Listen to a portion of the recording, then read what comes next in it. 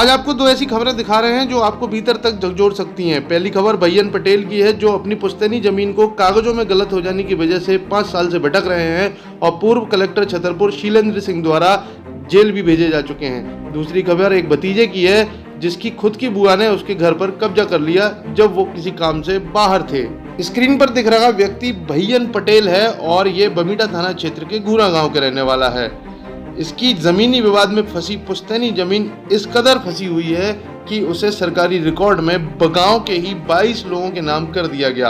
Record सुधरवाने के लिए revenue विभाग के चक्कर लगाते लगाते आंखें चौंधिया गई हैं, लेकिन अभी तक रिकॉर्ड नहीं सुधरा। कई बार जन सुनवाइयों में भी अपील करने के बावजूद कोई नतीजा नहीं निकला। हद तो तब हो गई जब छतरपुर के पूर्व कलेक्टर शीलेंद्र सिंह ने भरी जन सुनवाई में इससे कहा कि तुम नालायक हो, मूर्ख हो, ऐसा कान पकड़ के बोलो, और इसे बोलना भी पड़ा। इसके बावजूद भी जब कलेक्टर साहब का मन नहीं भरा तो एक अन्य केस में इसे जेल भेज दिया गया। अब केस क्या था? केस था एसडीएम की गाड़ी में रोकना और अपनी गुहार रखाना, जिसके लिए इसे 3 दिन तक जेल में रहना पड़ा और आज भी पेशी चल रही है।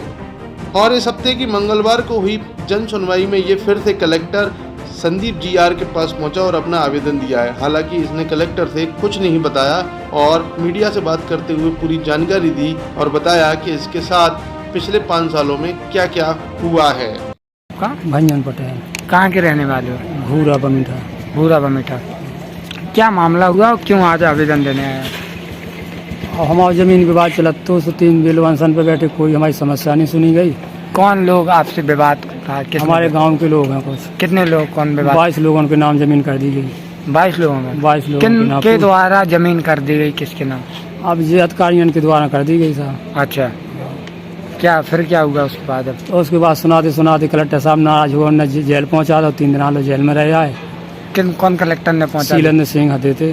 क्यों पहुंचा दिया? क्या कारण? तो पूछे बेकाते तुम मूर्ख हो, नालायक हो, और हमारे सामने हमसे के बुआ को मूर्ख नालायक कहो। हमने मूर्ख नालायक कहो। भाजपा के नेता होते हते थे, कम से कम 200 आदमी हते थे, और हमारे ऊपर केस बनाओ के है एसडीएम की गाड़ी छेंकी बमीठा थाने के सामने। गाड़ी छेंकी एसडीएम की मारे यहाँ तैयार है, तो ऐसी स्थिति में इसे जेल भेजा जाए। जेल चले गए, केस चलत रहो। कितने दिन आप अंदर रहे? 3 दिन की जेल में रह आए। जेल से आए, पेशी करने के बाद में वो केस पे है सो आज तक फैसला नहीं हो रहा। पेशी बंद कर दें लेकिन फैसला नहीं कर रहे थे। फैसला नहीं कर रहे, और ना जमीन को फैसला हो रहा, न 151 107 16 को फैसला हो रहा, कौन फैसला नहीं हो रहा। आज कहाँ पे आए हैं? आज कलेक्टर साहब लोग आए थे सुनावी के, फिर कहीं अब जाइए सुनावी जी कैसे हैं। कलेक्टर साहब सुनाते हैं कि जाइए जेल पहुँचाओ। सो हमने तो आवेदन भर दो, वहाँ से ना उनने कछु पूछिए ना हमने कछु बताओ। क्या चाहते हैं आप? हम न्याय चाहते हैं। जमीन के केस में है सो फैसला चाहिए, और 151 7 16 को लगाओ तो केस ऊपर फैसला चाहिए।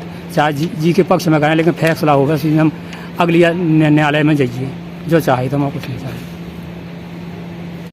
दूसरी खबर हरपालपुर से है, जहां एक बुआ ने अपने भतीजे के घर पर ही कब्जा कर लिया।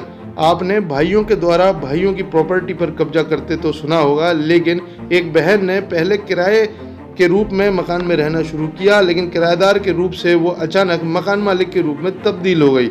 मामला हरपालपुर शहर के अंबेडकर नगर वार्ड नंबर 2 का है, जहां कलावती सोनी अपने बेटे नमन सोनी व पति के साथ रहा करती थी, और वे आज जन सुनवाई में एक आवेदन लेकर पहुंची। कलावती सोनी और उनके बेटे नमन सोनी की माने तो उनकी बुआ साधना सोनी ने पहले किराएदार बन के उनके घर में रहना शुरू किया, और जब ये परिवार किसी काम से दिल्ली चला गया तो उन बुआ ने उनके पूरे मकान पर कब्जा कर लिया। जब ये लोग दिल्ली से वापस आए और मकान में रहने की बात कहने लगे तो बुआ ने गंदी गंदी गालियां देकर इनको घर में घुसने तक नहीं दिया है, जिसकी रिपोर्ट लिखाने ये हरपालपुर थाने भी गए थे।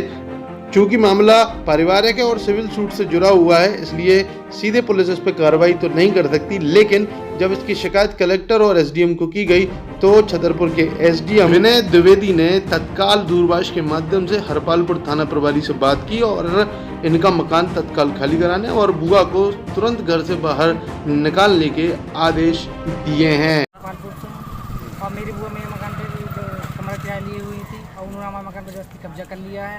अब हमने टीआई के यहाँ पर कब्जा कर लिया है, हमने टीआई के यहाँ शिकायत की है, हमारा मकान खाली करवाने की निवेदन की, उन्होंने कोई शिकायत नहीं की है, उन्होंने कोई कार्रवाई नहीं की है।